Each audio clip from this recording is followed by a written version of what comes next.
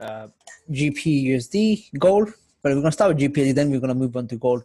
Then we're going to start talking about support and resistance and how is this beneficial for us to really know how support and resistance really works. So firstly, we're going to look at GPUSD. GPUSD, if I just zoom out, so this is zoomed out.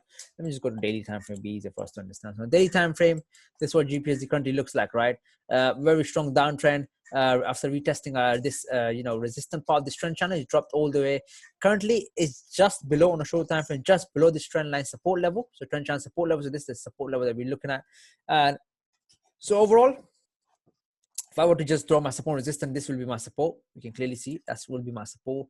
And the price is just below this resistance. So this will be my resistance. But we can see that there are some mini resistance as also as we go on a short time frame, we are going to see some kind of mini support, mini resistance. So currently, so first place, we could see GP dropping. If GP keeps dropping, it could drop back all the way back to lows of 1.2833. That could be the first target for GP if it keeps dropping. But we can see on a short time frame, which is this time frame here, we are seeing some kind of a support level. So GP could, on a longer time frame, on a longer term basis, maybe in a week or two, GP could go and retest the lows of 1.228. But on a more, short time frame, on a let's say on a hourly, 2-hour basis, GP could drop as low as 1.2941, and from there on, we could see GP rising back to the highs of 1.2955. So that could be the move that we can look at for GP in coming few hours.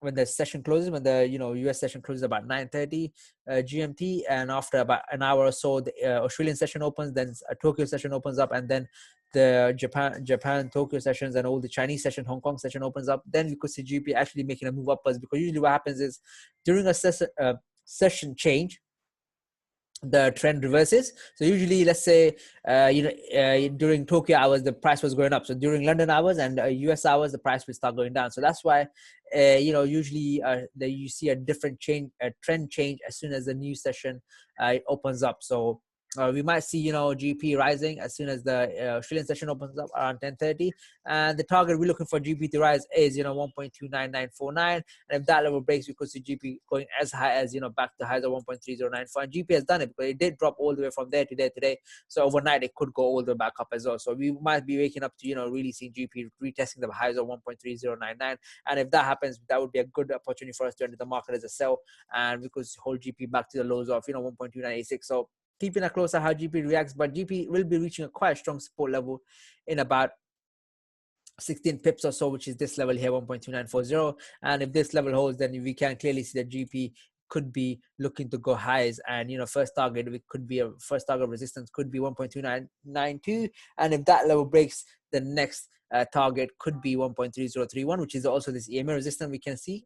So this could be the next target for GP, and if that level breaks, then the next last final resistance that GP could reach and before dropping is 1.3088, a trend channel resistance, this resistance here. So keeping a close eye how GP really plays about in the coming few hours. We're going to quickly look at gold right now. So gold, again, you can see I have a trend channel. So I usually like to draw trend channels, because trend channels are usually respected, in terms of trading. So we can clearly see the trend channel, price is well below this trend channel, but we can clearly see historically as well, whenever price reaches this low, there's always some kind of momentum upwards, and price usually goes up and retest the, this trend channel resistance level. So currently price is there, but we can see that is also, we're going to reach a quite strong support level. So let me just draw my support level here. So we can clearly see that price is going to reach a quite strong support level of 1886. We did reach, so we can see this candle did reach, and there's some kind of rejection. So price closed around 1891. Currently, candle is at 1891. So if this candle is closed above, let's say in 3 hours or so, the buy candle closes around 1897 or as high as 1898. That would be a good indicator for us that gold is ready to move up. So we could see gold moving as high as 1917, and if that level breaks, gold could move up to 1936.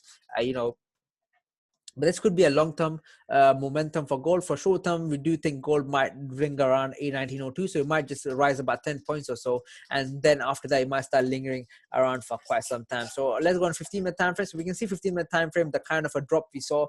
That's a massive drop, guys. But again, currently gold is ranging. So keep in mind, whenever something like this happens, hardly any green candle for 15, half an hour, 45 minutes, 1 hour, 1 hour, 15 minutes, 1 hour 30. For about 1 hour, 45 minutes, there was hardly any green candle. But if this starts to go up, guys, we might see, just green candles for 1.5 hours. So The quicker it falls, the faster it goes up, guys. So, this gold starts to rip upwards, it's going to rip up us quite crazily, guys. So we're going to be keeping a close eye. We'll be looking for a really good entries for gold, because if we do get some kind of a good entry, we'll be, we can get big profits, because if gold does start to grow up and breaks this this range resistance, so you could say this 1895 could be a range resistance. But if that range resistance gets broken and price closes above this level, guys, oh my god, gold could rip upwards very strongly all the way to highs to 1918 in matter of some few hours. So we'll be keeping a close eye how gold could really react to that price change in the coming few hours or in coming few days, guys. So again, if you have any question about GPSD or gold, please do ask me now before we move on to how to use support resistance.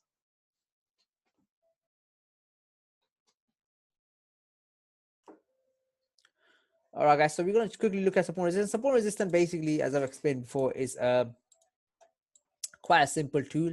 It's one of the most easiest to understand, one of the most oldest terms of technical analysis that's been used in trading. Is used for everything, whether it's stocks, indices, futures, options, forex, every kind of trading. You can use support resistance because it's quite a respected kind of technical analysis that price usually does respect and does react to it. So let's go to a longer time frame. I'm gonna pick a completely different pair. I'm gonna pick NZDCAD right now here. I'm gonna hide the EMA. So let's go to like a 4-hour time frame. So we can clearly see that first kind of support level we can draw is this level here, because we clearly see that price does react to this support level. Every time price reaches this level, it does go up. So, around 8th of September, price reacted, it went up. Then again on 28th September, and it went up. So there could be a support level, but right now the support has turned resistance. So as long as the price is above a support, it's called above a line, it's called support, and the price goes below the line, it calls resistance. So right now this is resistance, and another support level we can draw is, after zooming out a bit, is this level here. Why is that? Again, when the price reaches here, we do see some kind of momentum upwards. Recently, as when the price was here around 8th of October, there was a momentum upwards all the way to highs to 0.8729. So again, this is support resistance right now. So currently price in the middle, not moving anywhere.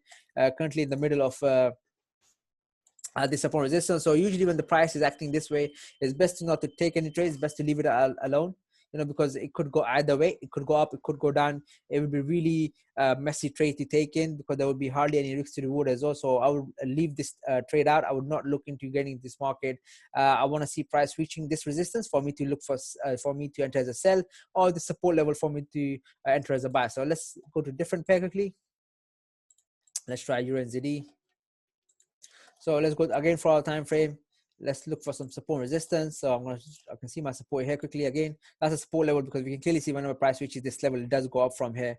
Recently on 22nd of September, then on 5th of October. I'm just going to draw my resistance here, because we can clearly see that price does drop from here quite heavily every time price reaches here. So recently, it dropped was on 8th of October. So we can clearly see that this would be a good entry for us to enter the market, because price did retest the support level, and then price did close above the support level. So there was some kind of a buying pressure that came in as soon as the price reached this support level of 1.7647, and when that happened, buyers came in to push the price upwards. Right now, if I just zoom in, we can see candle is somewhat bearish, but that's expected after a massive red candle. The next candle that follows will be a bearish candle. But what we're looking for is not the color of the candle, is looking for the size of the candle, because that's really important for us to know. Because after massive bearish momentum, we do want to, if a trend continuation is going to happen, that means the next candle will be really big bearish red candle as well. But if this candle is small, let's say size of this red candle, for example, the size of the candle, this candle is similar to this,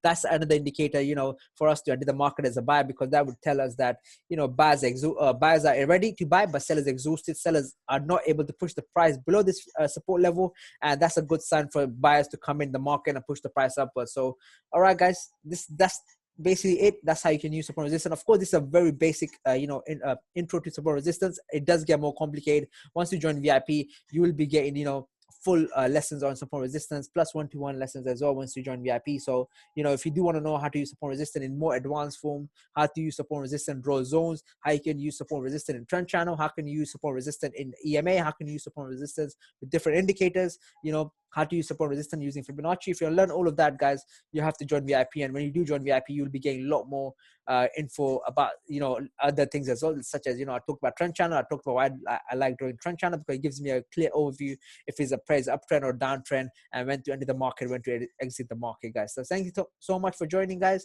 and hopefully you have a good evening. Thank you.